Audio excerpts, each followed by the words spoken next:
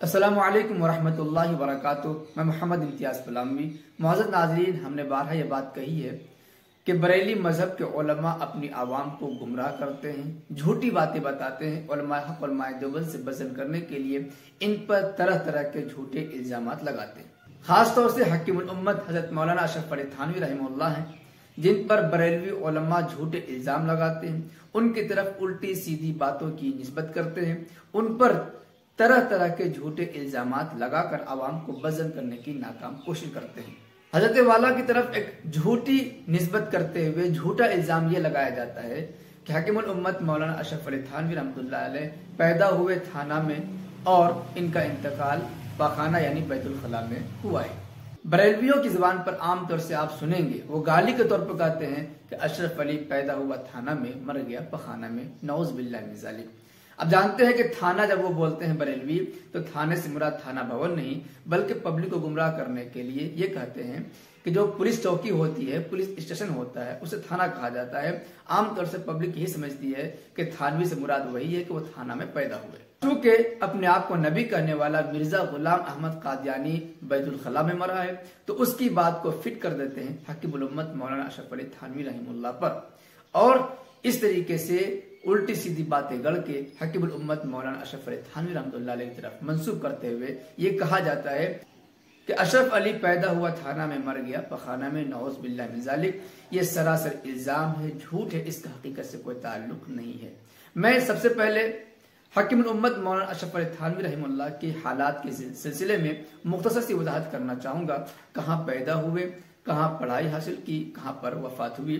एक किताब है मुहाज़रात इल्मिया पर मौजू रजा खानी तारुफ ताक़ुब। इस किताब के हवाले से मुख्तसर सा तारुफ सुन लीजिए, उसके बाद हम बताएंगे कि मौलाना अशरफ अली थानवी को थानवी क्यों कहा जाता है, क्या वजह है।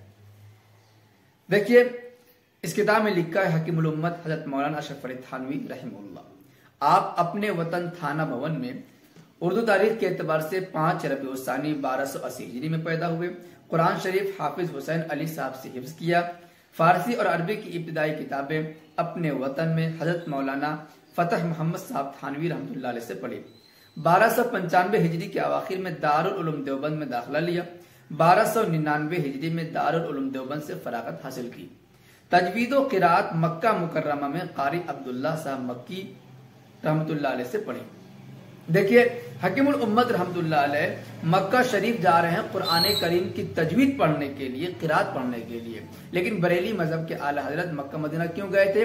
उलमाए हरमैन शरीफैन से उलमाए देवबंद के खिलाफ झूठ बोलकर कुफ्र का फतवा लेने के लिए। एक बार तो हज करने गए, दूसरी मरतबा झूठ बोलकर कुफ्र का फतवा लेने गए।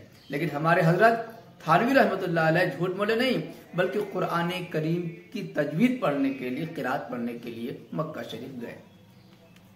वहां पर जाने के बाद क़िराअत भी पढ़ी। शेखुल मशाइख हजरत हाजी इमदादुल्लाह साहब मुहाजिर मक्की रहमतुल्लाह अलैह से बैत हुए, वहीं पर मुरीद भी हुए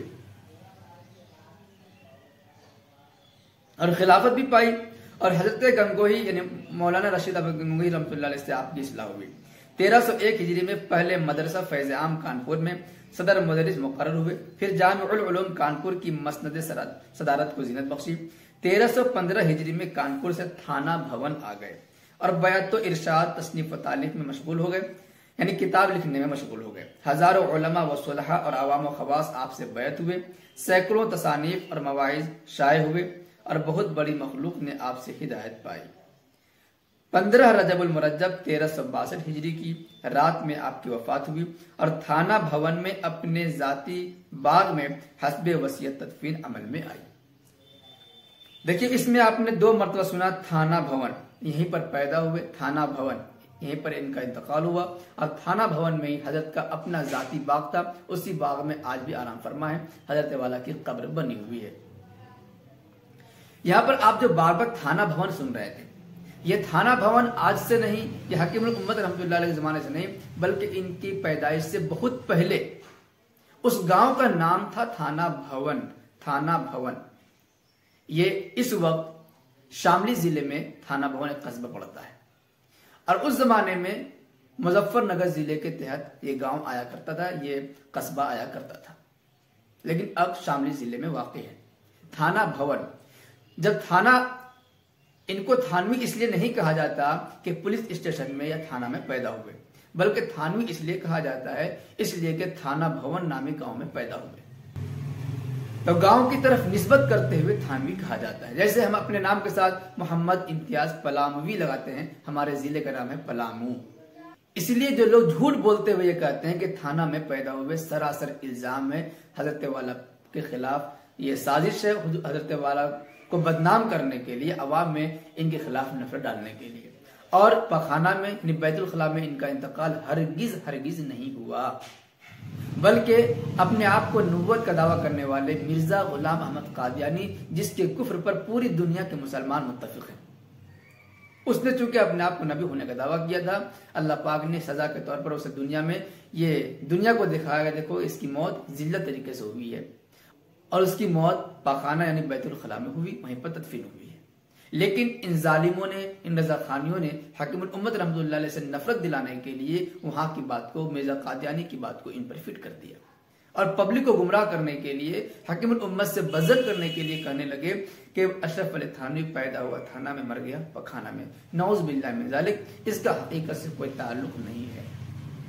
जो लोग ऐसी जबान का इस्तेमाल करते हैं, ऐसी सोच रखते हैं, उन्हें खुदा से खौफ करना चाहिए।